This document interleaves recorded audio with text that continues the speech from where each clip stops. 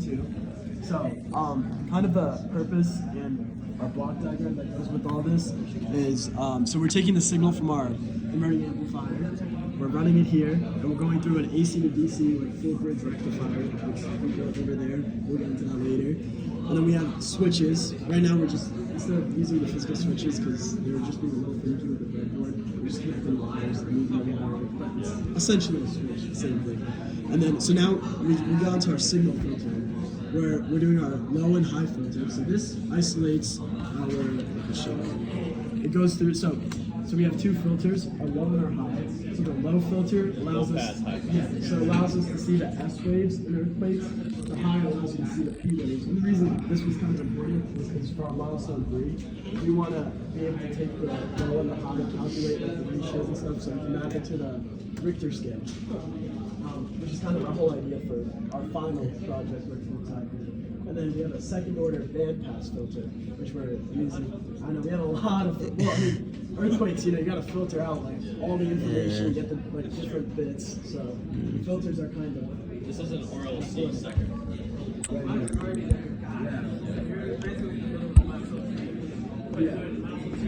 Yeah. Well, so we use the AC to DC. For milestone 3, we want to do phasers and give it an AC input rather, and figure out, filter out different frequencies. Like for the bandpass, we can believe it or not, figure we out our started with like accidentally using the phasers. Then we realized we reread the milestone 2 requirements. And we were like, oh, let's backtrack real quick. Yeah, so now we're back at 2. So how we're doing our time step essentially is we're cutting off the input from 0 volts into our filter, and then once we like reconnect the switch or whatever, then this kind of starts around like 2.5 volts coming off of it, and then that's essentially that's what we simulated. Yeah. So essentially, yes. So if we look at, so this is, oh, these are all so good right now. So this one here is our high pass. So no, that's a low pass. No, wait, that is the high pass. Passive first, sorry. Yeah, this is the low pass right here. Yeah. So the high pass is right here, and then this lined up with everything here. And believe it or not, what was really cool is so I did the Laplace equations for this. I think we went through all the LTC. The filters. I put pretty much we just did the exact same filters inside of milestone 1. So you can see that the yellow it was before we filtered it. The red is the low pass, blue is high pass, and the green I guess is band pass. So those spikes you're seeing is because it takes a minute, because we're using quite a big capacitor because we want to get rid of the bumps, coming out of the AC DC. So that's going to obviously take, I think it was about like 12 milliseconds. It was about, like 10 to actually charge up like fully so it's flat. And then you can kind of see those lines become nice, actual DC signals. The red is the low pass. So the high pass and the band pass kind of do the same thing in our case. They kind of both do, they filter out the low frequency, so it's essentially both high passes in our case. The high pass and low pass both act like high pass? Yes, it's because of our frequency.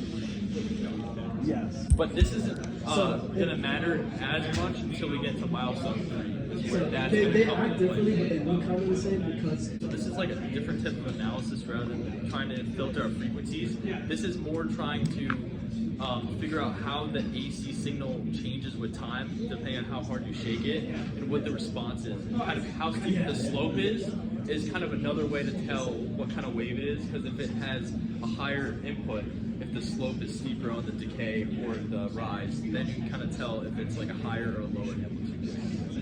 Yes. So we kind of, we started with milestone 3 accident. So we kind of had to pivot to something that was still applicable. Yes. All right, so a little demonstration here. You want to pull up? Yeah, sure. Yeah. So I will say, I'll do the shake part. It is kind of a oscilloscope's a little bit better, but so the first thing I'm doing here is, because I have a voltage, I want to figure out a better way to do this. I'm just shorting this capacitor it's like represents the slope. because I want it to be at 0, so I can kind of show the time. It's a very interesting process.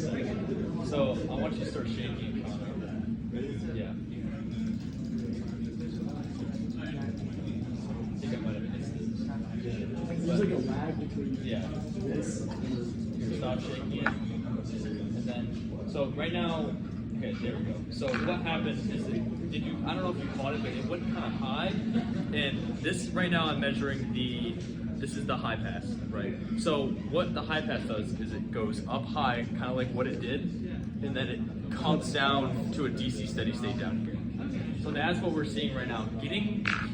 Trying to do it is a very finicky process. I will say it's very hard to get the timing. I do have a photo of it. We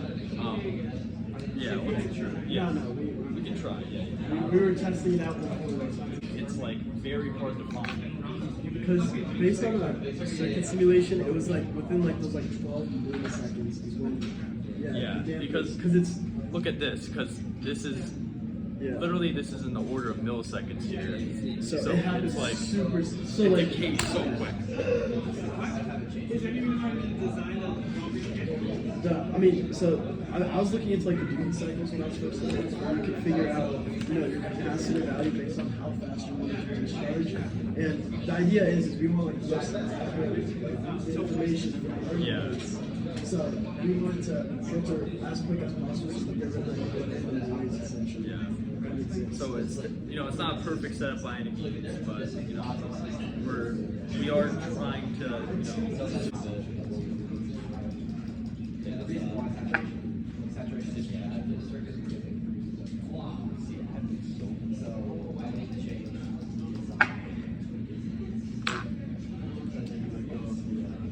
see that. So this is now hitting a DC steady state that's high, which is what we should expect. But like I said, no, this is the low pass. Oh yeah, this is the low pass, yes. Yes, it's the green light. I don't know why we zoomed in so much. So obviously we're not a perfect rail, so getting the voltage to also go perfect from 0 to high, it's just not going to happen unless we were to, especially since we're kind of going to the AC and DC value, and we expect a range around 2.5. So when we had to simulate this, we kind of picked values from our testing that were like the closest to what we could get to. Yeah, it is very hard to see. Like it took us a lot of time to get the time base and all that set up. So when we actually took the photos, which I'm sorry I don't have, I'm very unprepared, but it took us definitely a lot of time to get those dialed in. So for our design choices, so we originally wanted to start with the 555 timer to just so that we can have basic samples of certain time ranges. But we ended up running into like a really annoying problem with this 555 timer, where anytime like we couldn't get it so that it would be triggered on one of our directions we wanted, which was like a certain frequency, and for it to stop because it was oscillating so much of the waves that it would like mess up when it got triggered, when it got untriggered, and so instead I actually have a diagram of what we were getting.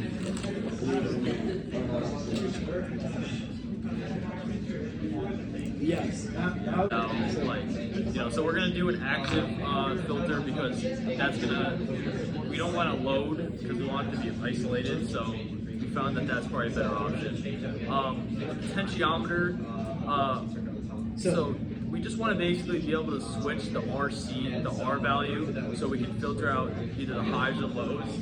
So I don't know if I'm gonna do maybe not. We're not entirely sure yet. Another way to do it would just be have switches that switch between different resistance values. So rather than it being, but really that would only work for like a low pass because the configuration matters for the high pass. It's the opposite. So we might end up just doing multiple like we did here.